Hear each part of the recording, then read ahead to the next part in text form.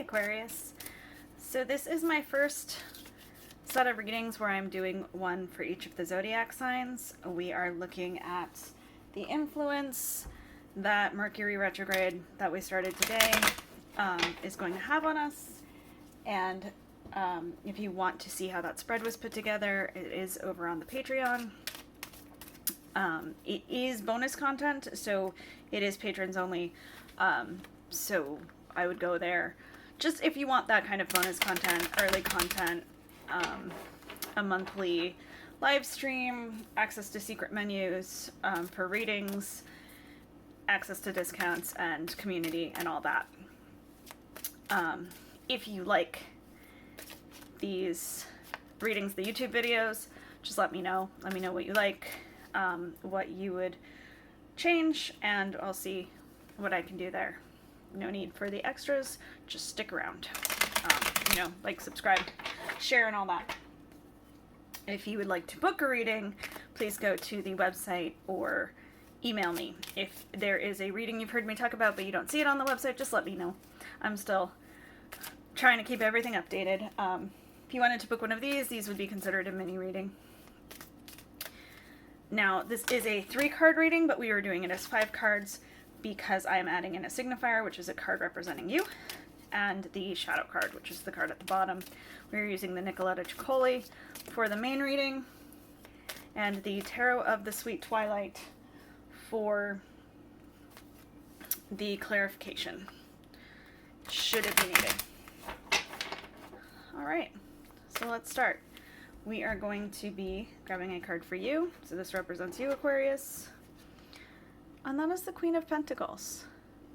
So the Queen of Pentacles is a card of being very comfortable with everything you have, to the point where you can extend that comfort to others. I like that here because you see she's got the ice cream and it's a little bit melted, but she's not going to let it melt any further than that. She has kind of taken it into her own realm and is going to keep it safe. She is compassionate but also loyal. She is nurturing but also very good with resources. So it's a nice place to be, and it's a nice person to have around. Here it's very much talking about you, so you can know that you make others feel comfortable. If this resonates, then I'd love for you to continue to listen to the rest of the reading because it is probably for you. Usually if the signifier feels right, the rest of the reading is for you. It's one of the reasons I added it for these kind of readings. But even if it doesn't, striving to be the kind of person who is so content with themselves and with what they have that they are able to make others feel comfortable is not a bad thing to take forward, you know? Let that be part of you for the rest of this retrograde, even if you don't stick around for the rest of the reading. Our first question from the spread is, how can I collect my ideas and choose my words? And we have the Knight of Pentacles. Now, the Knight of Pentacles is often a card of stubbornness and routine and loyalty, but, to such an intense point that the fear of change makes these sort of things where we say, like, loyal to a fault and that sort of thing. But here, that collecting the ideas, choosing your words, when we look at that sort of consistency and that sort of routine, it feels like they're just asking you to have a consistent message.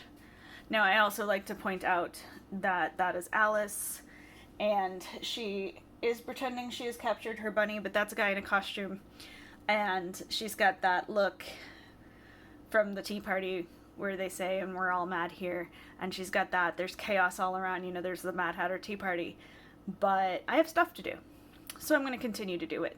So there's kind of that finding a calm in the chaos and just letting that be the surrounding factor. but staying consistent in your own message. The next question is, how can I be sure that I am being heard correctly?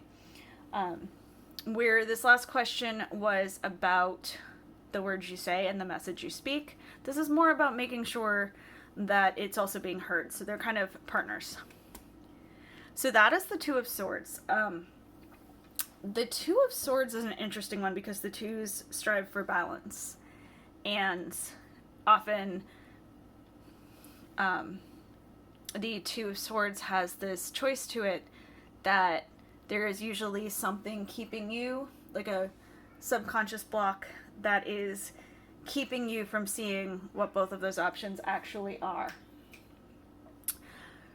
And here there's also that idea that she is somewhere precarious. I love here because when she gets to the end, it'll be over. The swords are very temporary, and having this is that reminder that not only do you know what you're doing, see, she's got all the tools, but also when you get there, you can take a break. This is all temporary. We're just having a moment.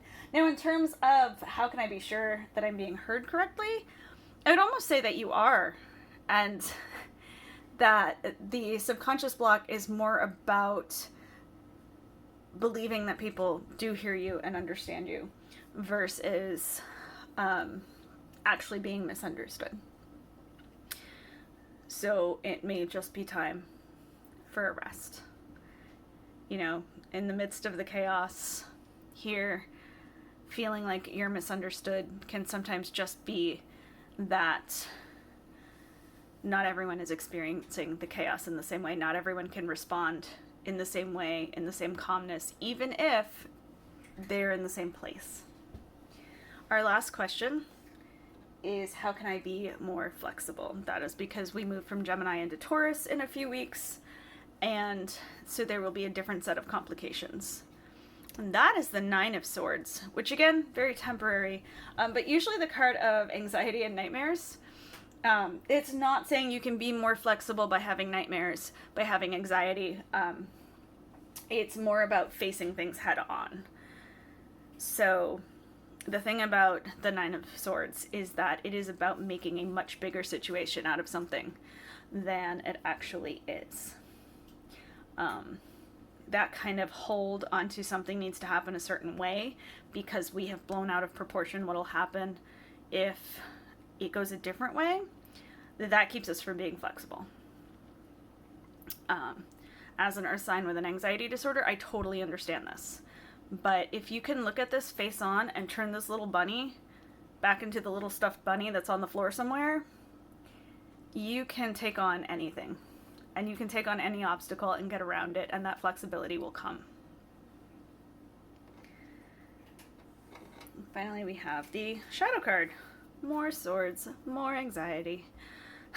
This is the King of Swords, and it has been showing up all day. Now, the thing with the King of Swords is that you have that air energy of the swords, but in a court card.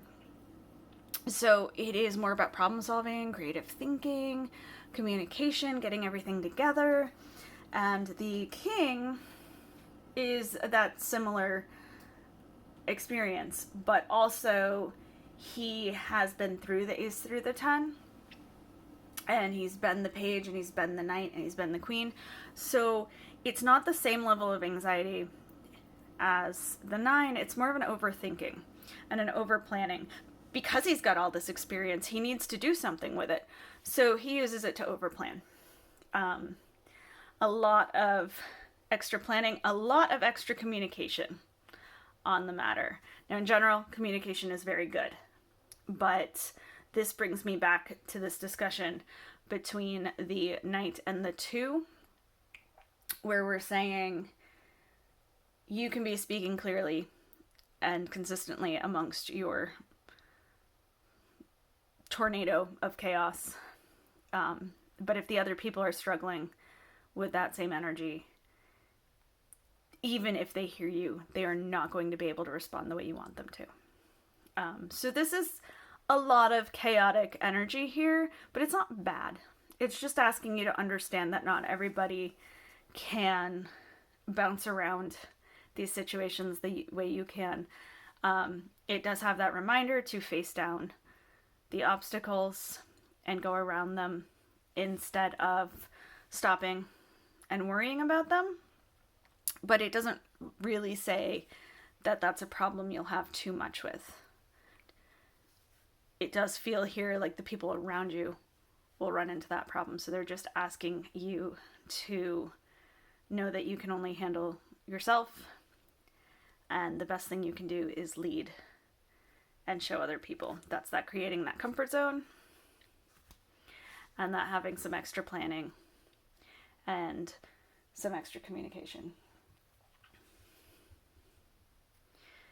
If you decide to do this reading for yourself, whether it's the 3 or the 5, please let me know. Please post, tag me if you want help with the interpretation.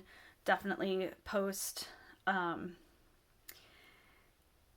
And let me know in the comments if this reading makes sense or if you need some more, if there's anything you had some confusion with.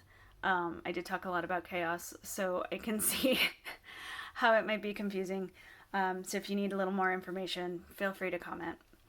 And thank you so much. Have a wonderful week and a safe retrograde.